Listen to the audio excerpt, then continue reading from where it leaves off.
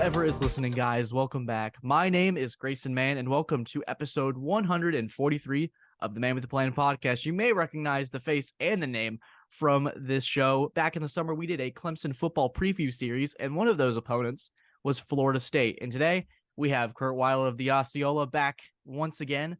We talked about potentially joining forces for a Clemson-Florida State preview when we could actually have some football to talk about. So, Curt, welcome back. A lot's changed since we last spoke.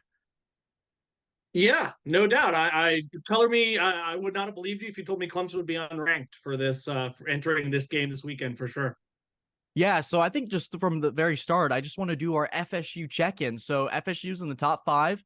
Mike Norvell's got his guys rolling. They had a little bit of a scare at Boston College, but I think I chalked that up to they're up 31-10 on the road.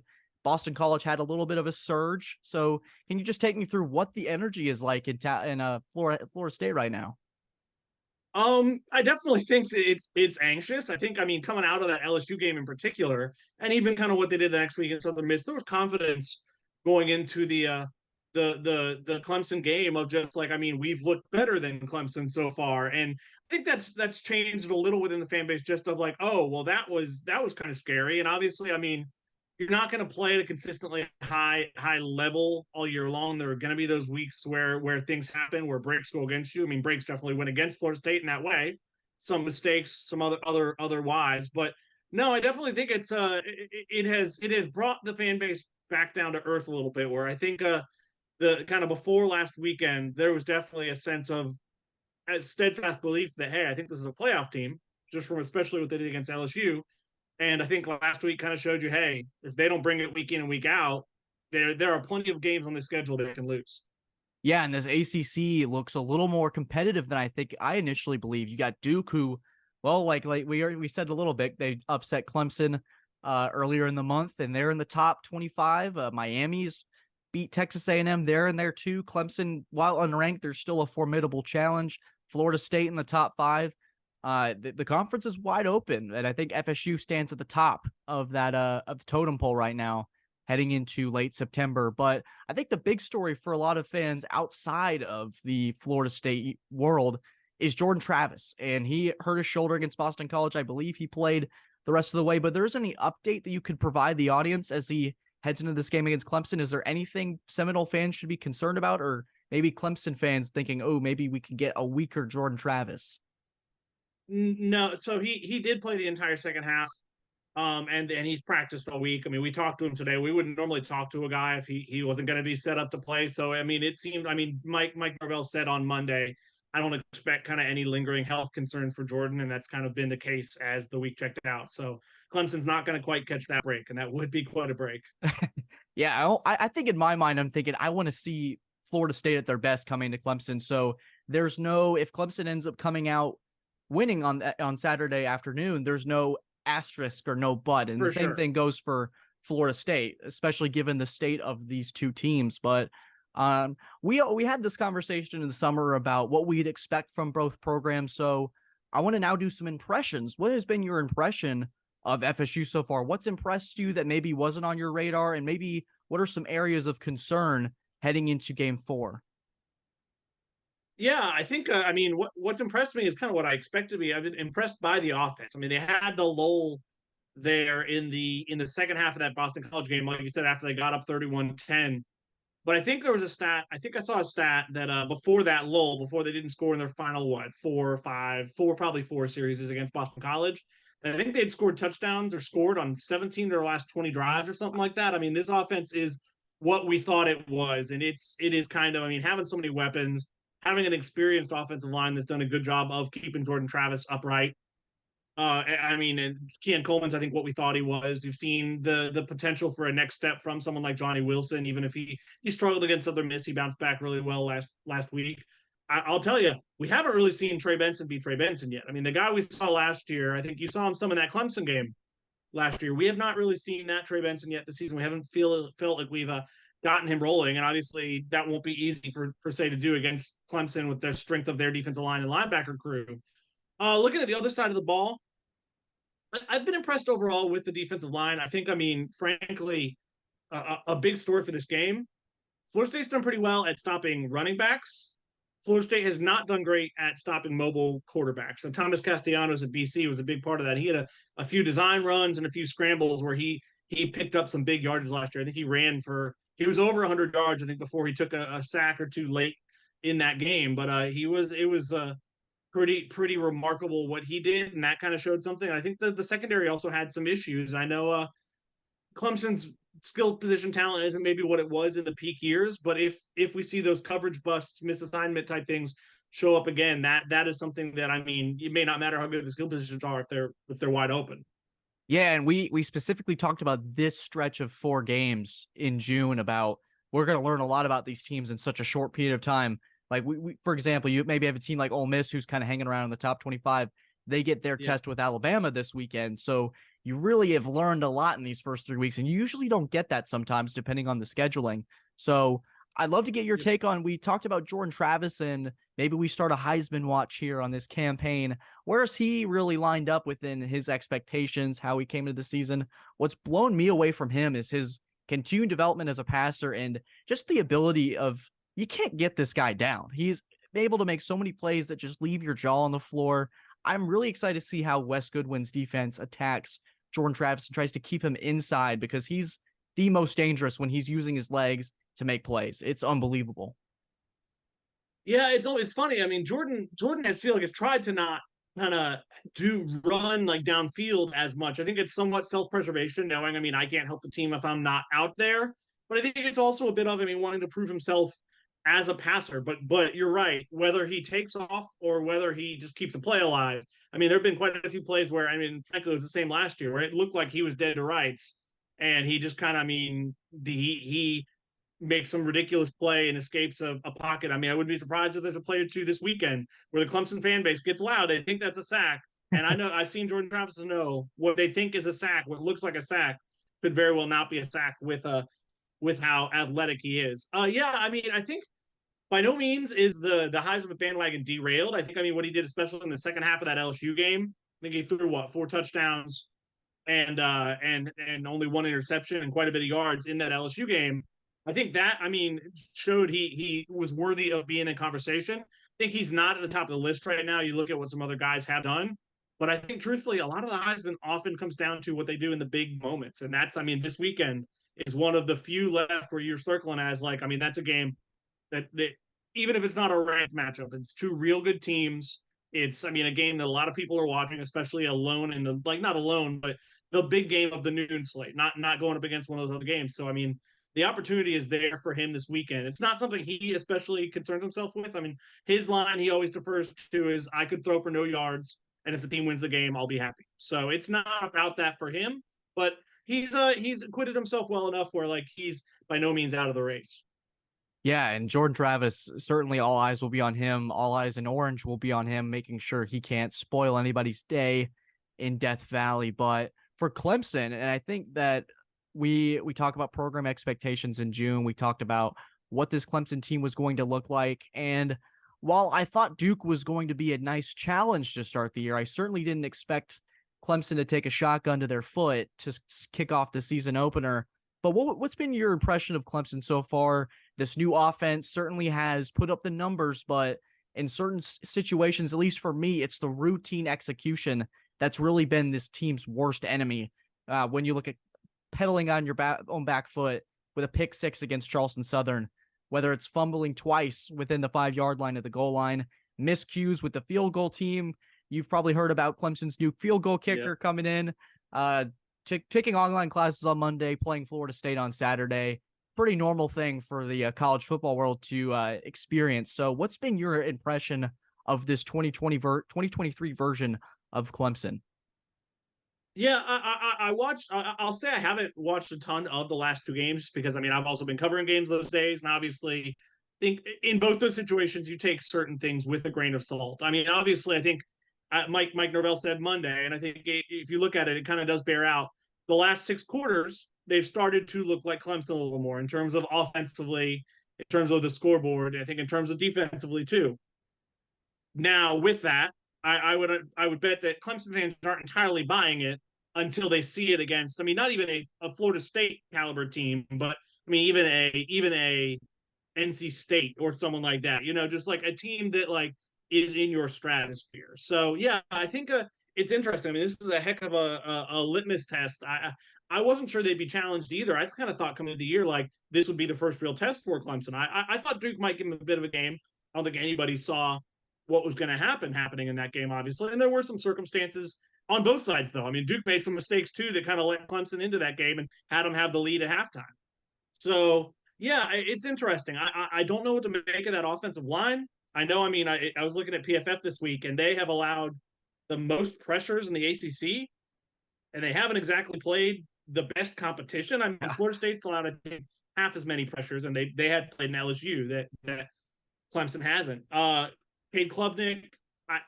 My thing with Cade is kind of, it feels like when he gets under pressure, he doesn't handle it very well. Is frankly, and that's not unfamiliar. That's not, it's not surprising for a younger quarterback. I mean, he's only a redshirt freshman, but it could be a problem this weekend. And I mean, if it feels like it might have to be a run heavy day, because I am curious how much passing game, how much time he'll have, and what he's able to do with his wide receivers in the passing game. Yeah, and I think what Garrett Riley's been able to do so far that's been effective, at least you mentioned these 6-quarter stretch, that Clemson looks like Clemson, is that the routes are very quick. It's 10 to 15 yards. It gives Klubnik plenty of options. I mean, we've had some reporting on TigerIllustrated.com where we have these screenshots of everybody's open. I mean, the scheme for Riley, we were wondering, how's it going to look? It's certainly, to put it bluntly, it works. It's just about the execution within said play to make it happen. And Klubnik's been up and down, but we'll see. This is really his largest examination as a quarterback for Clemson, so it'll be a big measuring stick moving forward for that. But where do you see this game? Is maybe an X factor that you're watching or reporting that you guys have done at the Osceola where you're thinking, no one's really talking about this specific position group versus this position group. Maybe it's offensive line or defensive line. Maybe it's the battle of the back seven or something like that. Is there a matchup that you're really looking forward to getting into once this game kicks off? Yeah, I'm curious. I mean, I do think Clemson, it's going to be about how well can Clemson run the ball. And I think that's going to be, I mean, what I think they're going to have to do to stay in the game. They didn't actually, I mean, they ran for less than 4 yards of carry in last year's game. DJU kind of was shockingly good in that game with some of the throws he made. I mean, he had some open guys, but he made some throws he didn't make a lot rest of the time last season in that game. And that was really, I think, a big part of last year. But I'm curious. I think the run game is going to have to play a bigger role for Clemson this year.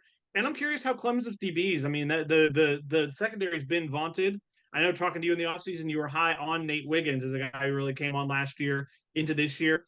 How do they stack up against, I mean, a 6'7" Johnny Wilson and a 6'4" Keon Coleman, who is kind of, I mean, especially saw in the LSU game how good he is at contested catches. I know he says his quote is always, to me, they're not 50-50 balls, they're 80-20 balls or something to that effect. And that's kind of what he says. But no, I think that's a big thing for me, because I think Florida State's going to take shots. I think Florida State's going to test a secondary that probably hasn't faced this good a passing attack yet this season. I mean, Riley Leonard I like, but I don't know what you make of those Duke receivers. So yeah, no, I'm curious how that secondary that I think has performed well on the whole handles its toughest test of the season.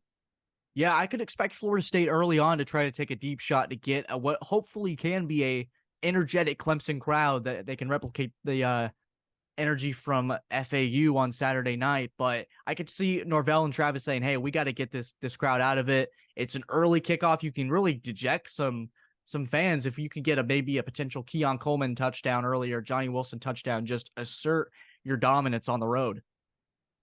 Yeah, no, it's an interesting time, I'm sure. I mean, you might have a better idea than me. The Clemson fan base. I mean, I wonder what the mood there is, because, yeah, I do feel like, I don't know if one touchdown would do it, but I think if Clemson got in an early, like, 10, 14-point hole, I wonder how that crowd responds, because I'm sure there are still lingering thoughts of what happened back in week one and of, like, I like what I've seen the last few weeks, but I don't really buy it until I see it in a game that matters, in a game that we have a realistic chance of losing. So yeah, I think I'm interested. Yeah, I mean, can Florida State do that? I mean, that talk about 10 years ago, that 2013 game up there. That was a key part of it for Florida State, was scoring or getting the early turnover, scoring early, just kind of, I mean, I know Clemson was trying to break like a sound record, I think, for a stadium that night. And Florida State pretty quickly quieted that game, and that definitely set the tone for what followed in that. Not that I expect this game to go that way by any means, at least not to that extreme, but for sure. Yeah, that one is certainly one Clemson fans want to erase from memory. But I just want to throw this at you, Kirk, and kind of get into this theme of, because I feel like for this game, there's really a underlying storyline that goes beyond the football field. I just want to throw a couple things at you. This is the first time that Clemson is a home underdog at home since Lamar Jackson played Deshaun Watson in 2016. I think Florida State's up by, I think 2.5 is the line. So I mean, it's close. That's right. I remember that game. I remember that game in 2016. Yes, and I think this is the first time. This is Clemson's 25 straight ACC wins at home is on the line as well, against probably the best team they've played at home since that Lamar Jackson Louisville team. You could make the argument for, but beyond all that, I think that a lot of people, and I can hear it in my brain, people are clamoring me to want to talk about this specific aspect of this game. But I think this is a unique example in college football of two separate philosophies within specifically the transfer portal. You got one with Mike Norvell, where you erase Colorado and what they did, and USC, where it's almost a roster overhaul. They have been one of the top 3 schools to attack the transfer portal the right way and really have success off of it. I mean, Jaheim Bell and Keon Coleman combined for 6 touchdowns on the year already making an impact, beating teams like LSU, who are a potential playoff favorite. And you have Clemson, who has the one transfer in Paul Tyson, where many Clemson fans aren't going to count that as using the portal to what they probably hope for. So for you, what do you make of that potential storyline of, regardless of who wins, are these two programs in this almost fork in the road of, this is how the old way is versus this is the new shiny way of attacking the college football offseason? Yeah, I mean, this feels like a pretty big game in that facet for Dabo, from a standpoint of, he has pretty staunchly, I mean, stood in the way of saying, I know how things are happening. I see this. I understand that most people are using the portal. That's not the Clemson way. And I think, I mean, it was a big narrative coming out of that Duke game of, well, you sure could have used a Keon Coleman. I mean, it was like the night after what Keon Coleman did. And it's like, who knows if Keon Coleman would have gone to Clemson, but Dabo wasn't going to explore that option. And I mean, imagine what he could do for that Clemson team. But I mean, Dabo's been pretty adamant. And he's had to listen to, I'm sure, a lot of Florida State hype this offseason. I mean, like you said, first time in a long time, they are not favored on their home field. If Dabo managed to win this game, I think it would be a big game from a standpoint of, my way can still succeed. I heard all that about Florida State. I heard all that about the portal. Look what we did to the portal team. I mean, the team that's probably had the most sustained portal success at a high level over the last seasons.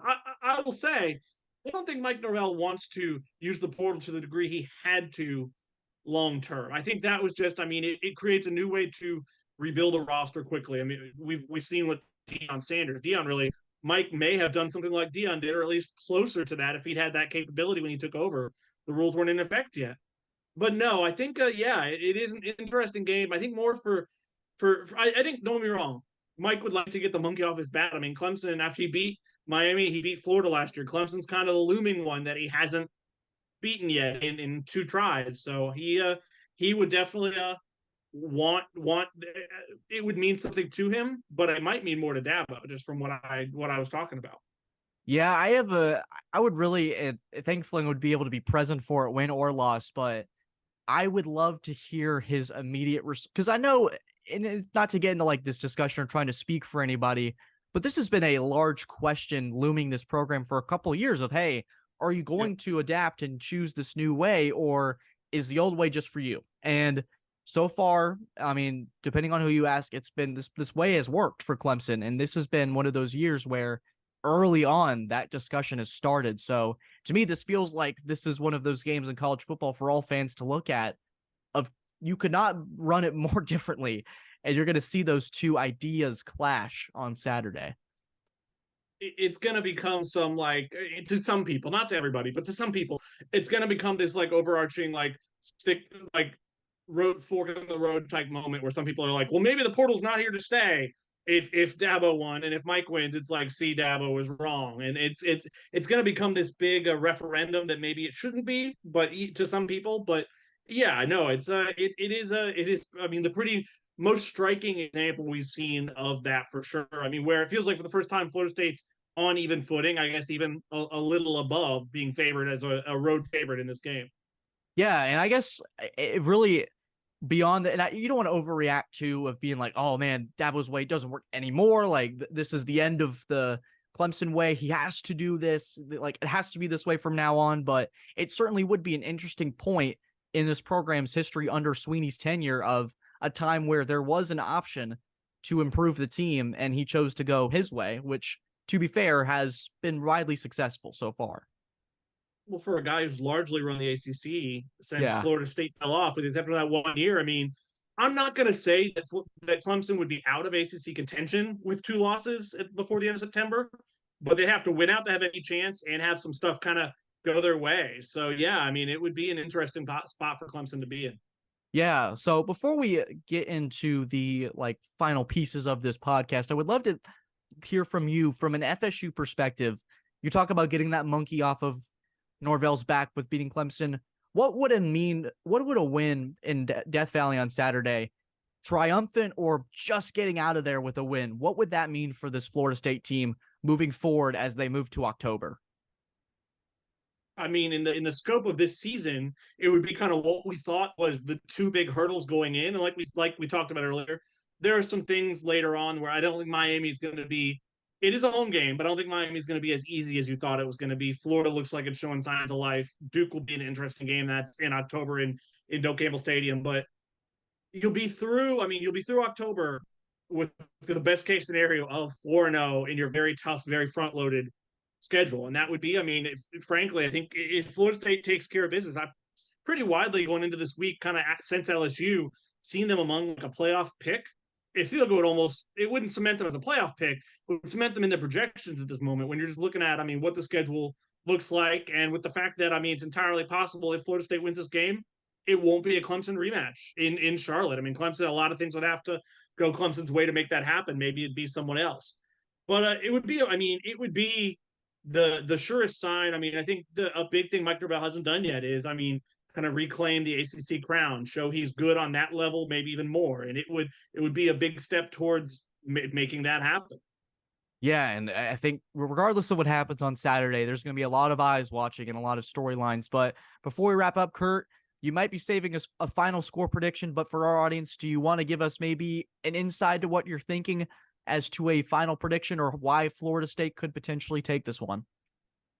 Yeah, I mean, I do. I feel it's hard to ignore. I mean, the what's happened through 3 weeks, and obviously, I think last week, I think a week ago, I was thinking, if I'm being honest, before Boston College, in the neighborhood of like a 38-21. I wasn't sure Clemson would be able to keep up.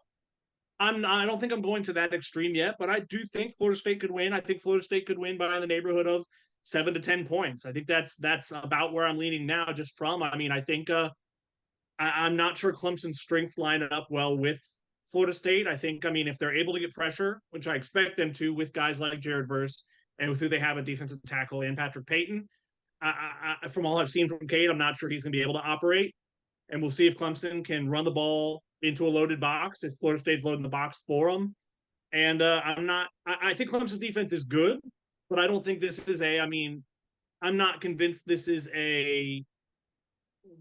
what they had when they had Trevor Lawrence, when they had Deshaun level defense all across. I know there's some really good pieces. I'm not sure it's that type of like top 3 in the country collective unit that can stop Florida State enough to keep their offense in the game. So there you have it from Curt Weiler, good friend of the show, good friend of this Rivals Network and this series that we've been doing. Curt, I hope we potentially get a third podcast preview potentially down the road in Charlotte if that ends up being both these teams' destinies. But Curt, you have any final thoughts before we wrap up today? No, it's always a pleasure. Yeah, we'll have to do this again if it comes together in Charlotte for sure. And if Florida State ends up making the playoffs, I'll be asking for you anyway. So hey, you can't get. I will do that. I will do whatever podcast you want from covering a playoff team. Can't get rid of me that soon. But Curt, that'll be Curt Weiler, the Osceola. I'll be linking his Twitter down in the description so you can follow him and what he'll be doing leading up to game day coverage. Guys, thank you as always. Subscribe for more and leave us a 5-star review so I know that you are enjoying what we are putting out. Guys, thank you as always. Enjoy the episode. Thank you for having me as a part of your day. and just take care.